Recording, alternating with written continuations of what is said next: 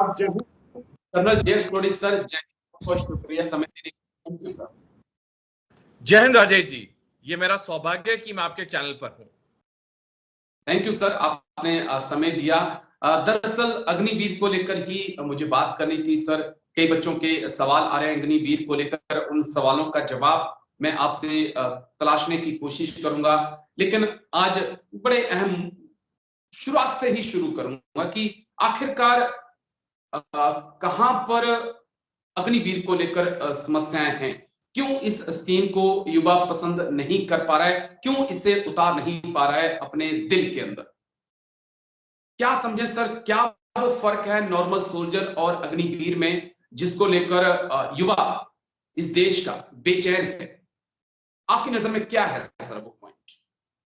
राजेश जी, ये जो अग्निपथ योजना थी जो कि 14 जून 2022 को अनाउंस की गई, इसके दो बड़े इंप्लीकेशंस हैं। एक है सामाजिक, दूसरा है सुरक्षा के नजरिए से। सबसे पहले मैं सामाजिक पे बोलना चाहूंगा, क्योंकि इस चीज से जो देश का युवा है वो डायरेक्टली अफेक्टेड है। देखिए, जब भी कोई सैनिक सेना, वायुसेना या नौसेना में आएगा, और जब मैं आगे सेना कहूंगा मतलब ये तीनों सर्विसेज इकट्ठे होंगी, जब ये सेना में आएगा युवक, नौजवान, वो सिर्फ 4 साल की सर्विस करेगा और उसमें से 75% युवकों को या सैनिकों को, क्योंकि तब वो सैनिक हो चुके होंगे, 75% को वापस सिविल लाइफ में भेज दिया जाएगा और सिर्फ 25% को लंबी सर्विस के लिए सेना में रखा जाएगा। अब जब ये युवा या सैनिक जिसकी 4 साल की सर्विस खत्म होने वाली है, वो दूसरे साल से ही वो एक टेंशन में होगा, एक प्रेशर में होगा कि मेरा जाके सिविल में क्या होगा। जी, मैं अगर अपनी जिंदगी से रिलेट करूं, जब मैंने फौज छोड़नी थी तो मेरे को 2.5-3 साल पहले ही दिल के अंदर पैल्पिटेशन होने लगी थी कि मैं आगे क्या करूंगा, मेरी बीवी है, मेरे बच्चे हैं। तो वो सैनिक जो एक यंग एज का है, मान लिया उसकी शादी तब नहीं हुई है, लेकिन उसके बुजुर्ग माँ बाप हैं, उसकी फैमिली है और उसकी अपना लाइफ और अपना करियर पूरा आगे है, उसके आगे जब ये श्योरिटी नहीं है कि वो 4 साल के बाद कहां जाएगा, तो जो वो आखिरी के 1.5-2 साल सर्विस का करेगा, क्या वो दिल से कर पाएगा? मेरे हिसाब से तो नहीं कर पाएगा, क्योंकि जो सैनिक सेना में नौकरी करता है, पूरे अपने 15 साल की सर्विस मिनिमम करता है, जब वो पेंशन के लिए एलिजिबल होता है, उसके अंदर एक चीज की टेंशन नहीं होती कि आगे मेरा क्या होगा। उसको पता है कि मैं दाल रोटी खा लूंगा, अपनी फैमिली को दाल रोटी खिला दूंगा, बच्चों को एजुकेशन दे दूंगा, उसके ऊपर ये टेंशन नहीं होती। जो वो 15 साल नौकरी करता है वो दिल लगा के करता है, उसके अंदर कभी भी एक चीज टेंशन में नहीं आती है कि 15 साल के बाद क्या मेरी पेंशन होगी या नहीं होगी।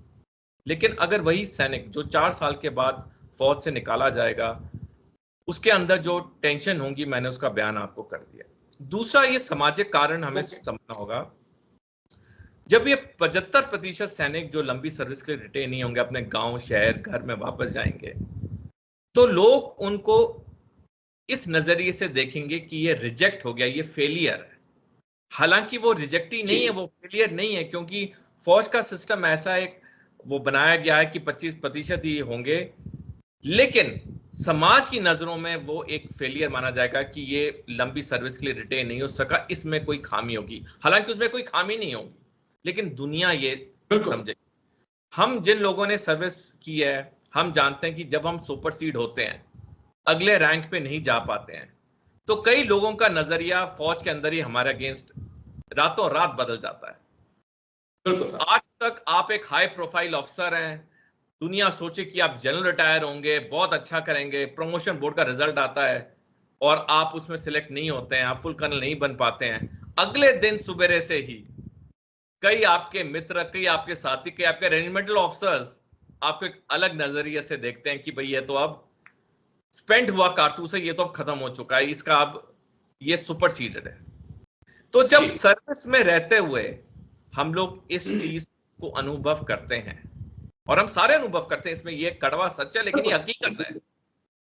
तो जब सब हम इसको अनुभव करते हैं, तो उस युवा का सोचो जो 4 साल की सर्विस के बाद सिविल लाइफ में जाएगा और उसके आगे कोई श्योरिटी नहीं कि उसकी नौकरी कहाँ फिक्स होगी। हालांकि मैं साथ में ये भी कहना चाहूंगा, अभी हाल के कुछ दिनों में डीजी एसएसबी, डीजी सीआरपीएफ ने अनाउंस किया कि वो 10% वैकेंसीज लेंगे, 10% वैकेंसीज में ये अग्निवीर को लेंगे। लेकिन जितने अग्निवीर निकलेंगे, क्या 100% को ये नौकरियां मिलेंगी? अगर 100% को मिलेंगी तो पहला मेरा जो पॉइंट है उसमें काफी बदलाव आ जाएगा। लेकिन अब तक जो चीजें सामने हैं उससे 100% को तो नौकरियां नहीं मिल रही हैं। मैं यहाँ पे एक पॉइंट रेज करना चाह रहा था जो मेरे दिमाग में उसी दिन से चल रहा था, जब से सीएपीएफ के तमाम डीजी की प्रेस कॉन्फ्रेंस आई कि हम देखिए यहाँ पर तो 10% कोटा ऑलरेडी इंडियन आर्मी का है। क्या 10% कोटा एक्स्ट्रा दिया जा रहा है? 10% कोटा तो उनको दिया जाता था जो 17-20 साल सर्विस करके आते थे, उनको सीएपीएफ में 10% कोटा था सर। तो क्या उससे हटकर 10% कोटा, यानी कि अब इंडियन आर्मी को 20% कोटा मिलेगा? इस पॉइंट को थोड़ा मुझे चाहिए कि क्लियरिटी होनी चाहिए। एमएचए को क्लियर नहीं कर रहा है। और दूसरा एक पॉइंट कि क्या जो जवान अग्निवीर रिटायर होकर आ रहा है और अब सीएपीएफ में जाएगा, क्या उसे 5 साल वाला सैनिक गिना जाएगा या फिर उसे 1 साल का सैनिक गिना जाएगा? ये भी पॉइंट है, क्योंकि उसके साथ में अगर वो सीएपीएफ में गया है वो तो उससे हाई हो जाएगा, वो एक जवान के लेवल पे होगा। राजेश जी, जो आपके दोनों पॉइंट हैं, ये दोनों पॉइंट पे कोई क्लैरिटी नहीं है पब्लिक डोमेन में। पहला जो 10% और 20% वाला, इस पे कोई क्लैरिटी नहीं है। दूसरा जो आपका पॉइंट है कि क्या ये जब सीआरपीएफ या सीआईएसएफ में जाएगा, क्या उसकी पहले 4 साल की सर्विस काउंट होगी? इसके बारे में भी कोई क्लैरिटी नहीं है। तो ये जो आशंकाएं हैं, ये आशंकाएं इस वक्त क्लियर होनी बहुत जरूरी है। और ये तभी क्लियर हो सकती हैं जब जो भी कंसर्न सेवा मुख्यालय हो, जो भी कंसर्न मिनिस्ट्री हो, एक सीधा प्रेस ब्रीफिंग करें, प्रेस कॉन्फ्रेंस करें, जर्नलिस्ट अपने सारे सवाल ओपनली पूछें, और तभी ये सारे तथ्य क्लियर होंगे। अन्यथा दूसरा तरीका है, एक पूरा डिटेल्ड पेपर निकाला जाए इसके ऊपर कि इसमें इतना होगा, इतने पहले की परसेंटेज है, इतने और होगा। क्योंकि जब तक ये पूरी तरह से क्लैरिटी नहीं है, इस चीज के बारे में एक जगह पे कोई इंफॉर्मेशन नहीं है जो आदमी सोचे कि हाँ, मैं इस वेबसाइट को खोल के मेरे को सारा इसके बारे में डिटेल मिल जाएगी। तो बहुत जरूरी हो जाता है कि ये जो आशंकाएं बहुत लोगों में, युवाओं में, उनके माता पिता में, जर्नलिस्ट में, आप में, हम में, जो भूतपूर्व सैनिकों में है, तो ये चीजों को क्लियर करना बहुत जरूरी है इस वक्त। सर, आपने एक चीज कही, मैं बस उसी पे थोड़ा सा कमेंट कर दूं, उसके बाद मैं आपसे सवाल पूछूंगा।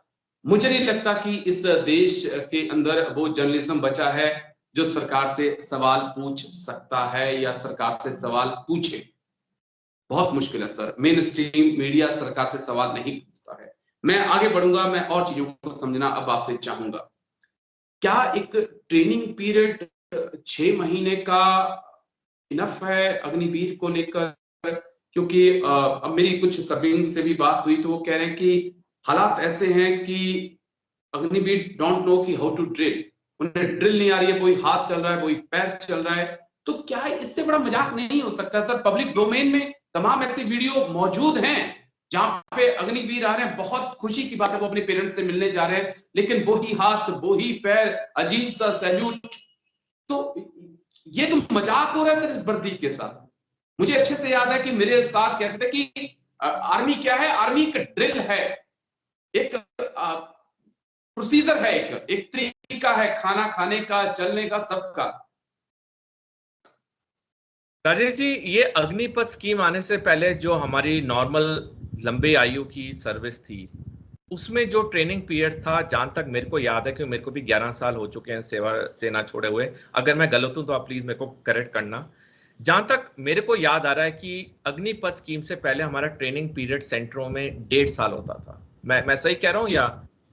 जी बिल्कुल एग्री। तो 1.5 साल में जो एक सिविल का युवा, जो कि एक गांव से, शहर से सेना में सपनों के साथ आया, 1.5 साल में उसको इस तरह से ट्रेन किया जाता था कि जब वो अपनी बटालियन या रेजिमेंट जाता था, वो चाहे स्पोर्ट्स में हो चाहे ड्रिल में हो, वो अव्वल होता था। सारी रेजिमेंट बटालियन बड़े दिल से वेट करती थी कब नए रिक्रूट हमारे पास आएंगे, इनको हम अपनी बटालियन रेजिमेंटल स्पोर्ट्स टीम में डालेंगे, इनको हम सीओ साहब के केन ऑर्डरली बनाएंगे, इनको हम जो हमारा सैनिक सम्मेलन होता है रेजिमेंट, उसमें जो सीओ साहब को एस्कॉर्ट करते हैं वो एस्कॉर्ट्स बनाएंगे। मतलब कहने का मतलब है हम सारे रेजिमेंट बटालियन में नए रिक्रूट्स का बेसब्री से इंतजार करते थे, क्योंकि ये 1.5 साल की ट्रेनिंग के बाद बहुत अच्छे होते थे किसी भी चीज में, चाहे पीटी में हो, ड्रिल में हो, गेम्स में हो। अब आप 1.5 साल को कंपेयर करिए 6 महीने की ट्रेनिंग में। क्या ये सोचना भी मुमकिन है कि जो 1.5 साल में अच्छी ट्रेनिंग दी जाती थी वो अब 6 महीने में हो जाएगी? क्योंकि एक आदमी की एनर्जी लिमिटेड है, एक दिन में 24 घंटे ही है।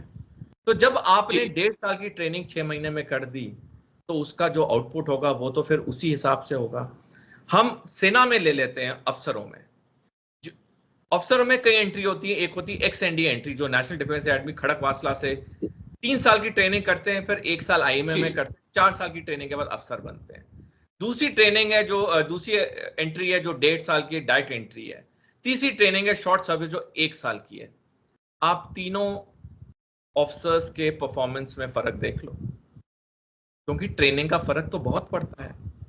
जितनी लंबी ट्रेनिंग होगी उतना आप, और लंबी ट्रेनिंग में मतलब ये नहीं कि असीमित लंबी ट्रेनिंग, जो पहले हमारे सिस्टम्स थे उनमें कोई कमी तो नहीं थी। आप इजरायली डिफेंस फोर्सेस का एग्जांपल लीजिए। एक समय में इजरायली डिफेंस फोर्सेस दुनिया की सबसे अच्छी डिफेंस फोर्सेस मानी जाती थी, अमेरिका से भी अच्छी मानी जाती थी।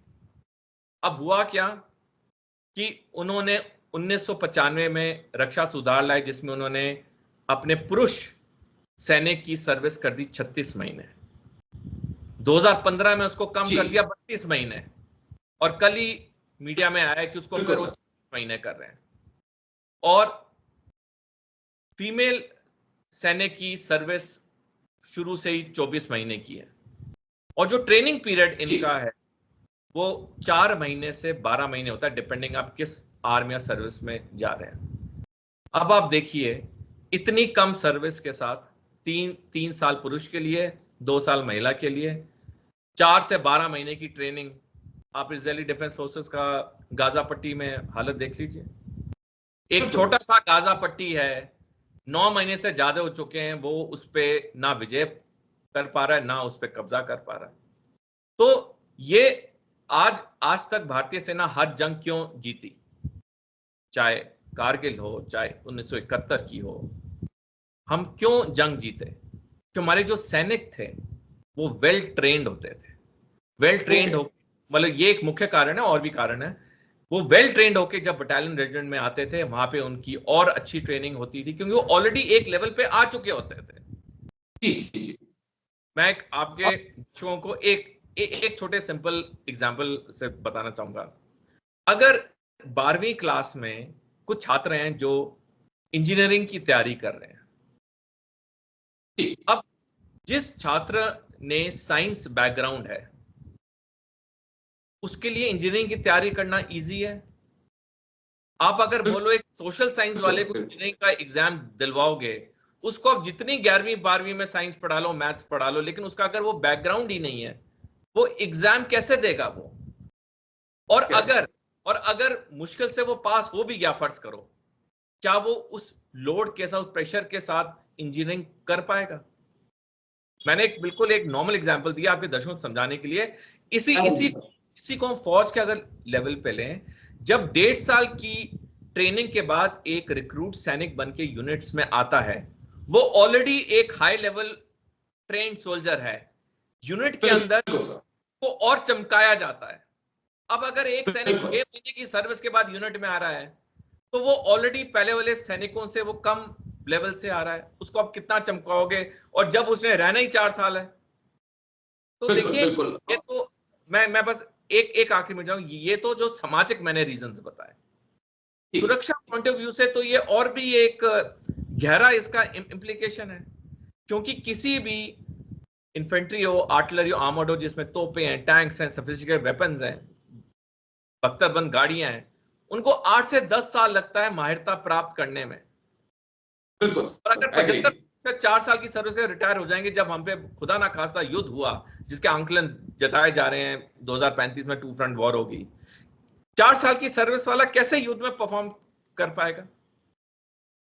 ये समझना बहुत जरूरी है सर, ये समझना। बस मेरा एक आखिरी पॉइंट है जो बड़ा अहम है, क्योंकि सेना के अंदर नाम नमक निशान पर ही काम होता है। अग्निवीर नाम नमक निशान को देखें या ये देखें कि मैं परमानेंट होऊंगा नहीं होऊंगा, उससे हटकर एक चीज मैं चाहूंगा कि आप थोड़ा समझाइए मुझे, मेरे दर्शकों को। हम क्या आर्मी की, डिफेंस की, आर्मी एयरफोर्स नेवी की क्या स्ट्रेंथ कम करने जा रहे हैं सर? क्या हम 14 लाख जो हमारे पास है सोल्जर, उसको घटा करके हम 7-8 लाख करने की तैयारी में हैं? क्योंकि अगर आप 45,000 पर ईयर भर्ती कर रहे हैं, उनमें से तो 30,000 के आसपास निकल जाएंगे, आपके पास तो 15,000 के आसपास जवान बचेंगे। इस लिहाज से तो आपको कम से कम 2,40,000 लोगों की हर साल भर्ती करनी चाहिए, ताकि 60,000 बचे और बाकी निकल जाएं। तो ये पॉइंट थोड़ा सा कवर करिए, मुझे ये चीज समझ में नहीं आ रही। राजेश जी, आज की तारीख में भारतीय सेना में 2 लाख सैनिकों की डेफिशिएंसी है, और जो आपने आंकड़े सही बताए, जो हमारी इस रेट पे रिक्रूटमेंट हो रही है अग्निवीरों की, उसमें से 75% हर साल रिटायर होते रहेंगे जब वो साइकिल खत्म होगी 4 साल की। तो हमारा जो नेट स्ट्रेंथ होगी वो तो और कम होगी।